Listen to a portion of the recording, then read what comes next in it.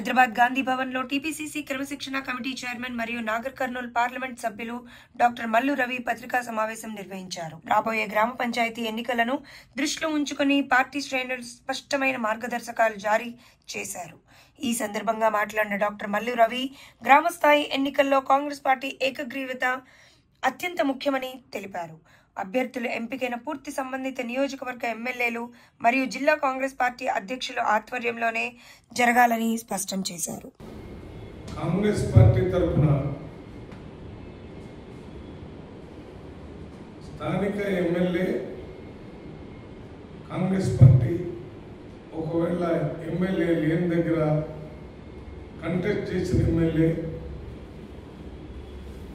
Congress party district president అందరూ సమన్వయంతో sarpanch candidates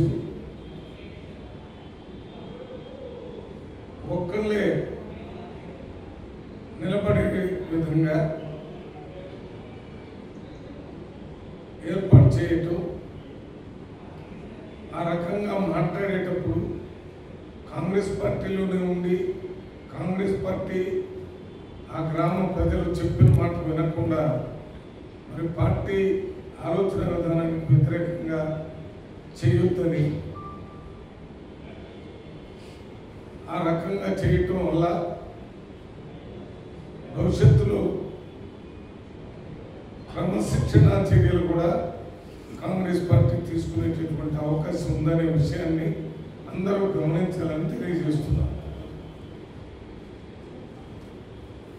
Congress party liberal democratic party పోటీ చేసేంత వరకు చేయాలని కోరుకునే వాళ్ళందరితో చర్చలు చేసి అందరూ ఏకగ్రీవంగా ఒక క్యాండిడేట్ని నిలబెట్టేటటువంటి కార్యక్రమం కాంగ్రెస్ పార్టీ చేసేటువంటి అవకాశం ఉంది. అది చేయాలని కోరుతున్నాం. ఇవాళ పంచాయతీ ఎన్నికలు పెట్టడానికి ముఖ్యమైన కారణం హైకోర్టు ఎన్నికలు డిసెంబర్ లోపులోనే పెట్టాలని జడ్జిమెంట్ ఇచ్చింది. అది కాకుండా కేంద్ర ప్రభుత్వం